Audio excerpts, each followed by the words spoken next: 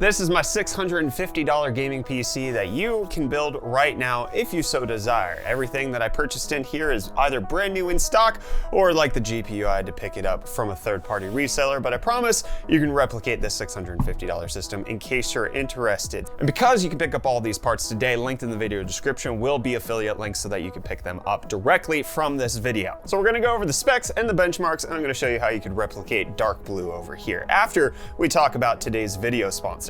Big thanks to Honey for sponsoring today's UFD tech video. These days it really feels like online shopping is the only type of shopping that I do. It's so convenient to have everything delivered to my Pennsylvania house before I've even arrived. And that's where today's sponsor Honey comes in. It's the free browser extension that scours the internet for promo codes and automatically tests them when you're checking out. It's basically your online shopping best friend.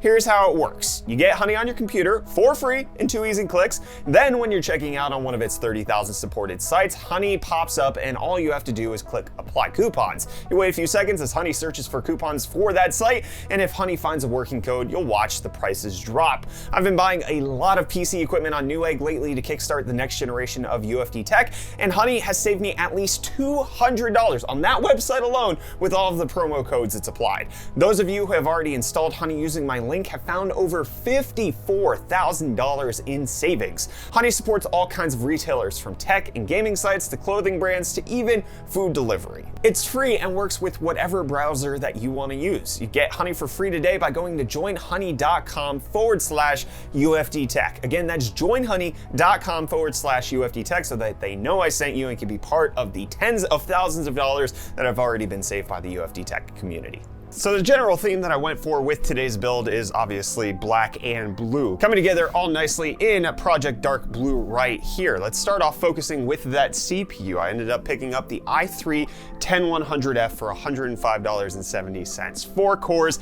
8 threads, roughly an i7-7700 from back in the day. It's gonna help us with those benchmarks, making sure that we have a remarkably capable system on the CPU side of things. As far as the CPU cooler, I really wanted to keep us under that $650 budget, so we're staying with the Intel stock one. However, the looks of the cooler kind of complete the whole ensemble with that blue sticker that's right on there. Excuse the cables, but everything besides that looks pretty good in here. For the motherboard, also tried to find a decent deal on this, the Gigabyte B560M DS3H for $94. It's a solid mid-tier motherboard with 4 RAM slots, 3 USB 3.0 Type A slots on the back, 2 USB 2.0 ports, as well as a PS2 port, and then it also has plenty of display out in case you want to run something that's not an F-series CPU from Intel. The RAM I didn't get on sale. I just went with the best looking, affordable, rated RAM kit that we could get that fits the color scheme, and that's this Oloy 16 gig kit. It's DDR4000. It's only running at 2933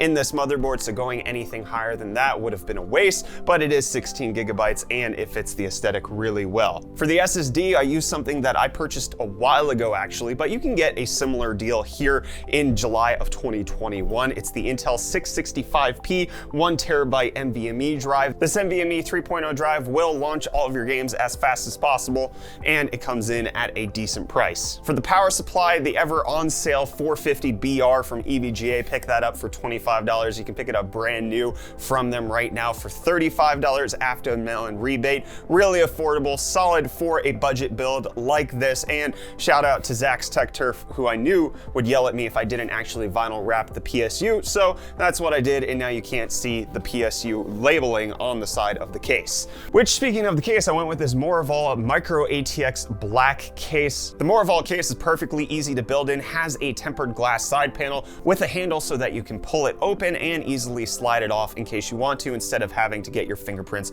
all over the glass. The pricing at $57 was great. It comes with 2 RGB fans up front, which I've set to blue. However, it didn't come with an exhaust fan, so I picked up this Arctic F12 PWM fan for an additional $8. That kept the entire system completely cool. The GPU never got above 69 degrees Celsius. The CPU never even needed to worry about it, even though it was on the stock cooler. Airflow with those 2 fans up front and the one in back definitely worked out well. And I'd like to see a little bit more room for cable management on the back side of the case, but overall I was able to fit everything with no flexing of the back panel of the case. Some people do have some criticism of this Moraval case because this front little strip right here is offset. It makes it so that it's not completely symmetrical. However, I don't particularly mind it, especially if you keep it offset like this. You don't have it facing straight on at you. It can actually be a pretty decent look. Now let's go ahead and talk about the GPU that I'm using in the system. This is an EVGA GTX 1060 3GB. I was able to pick this up for $190 off Mercari,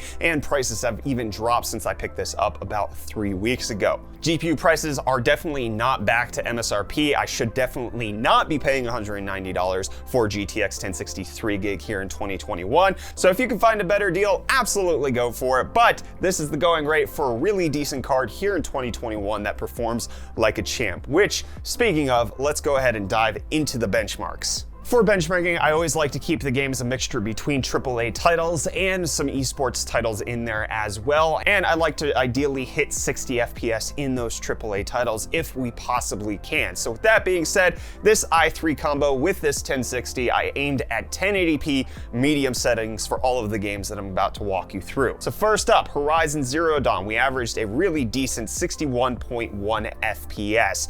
Red Dead Redemption 2 probably needs its settings dropped a little bit, coming in at a 43 FPS average. Fortnite, not a problem to run on a high refresh rate monitor where we averaged 145.1.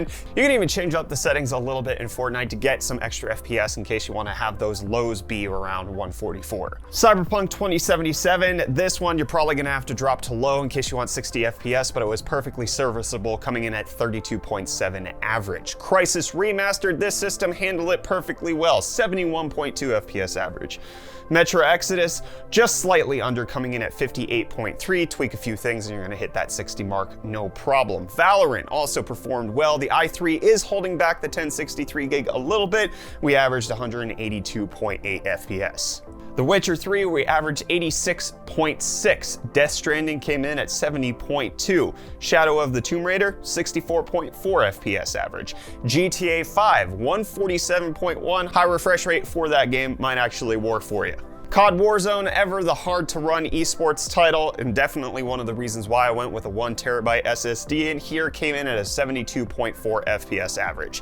Assassin's Creed Valhalla, we ran at 41.6. We're probably gonna have to drop that one a little bit closer to low to hit that 60 FPS mark.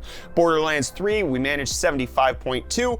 Control came in at 56.3, so tweak a few things there. And then finally, Resident Evil Village, we managed an 85 FPS average. So overall, this system performs remarkably well, getting at or over 60 FPS in a 1080p medium on most AAA titles and hitting that 144 FPS mark in esports titles. Normally, when I do make videos on budget builds such as this, I do get comments about why would I go with a 1TB SSD when I could go with 512 plus a 2TB hard drive.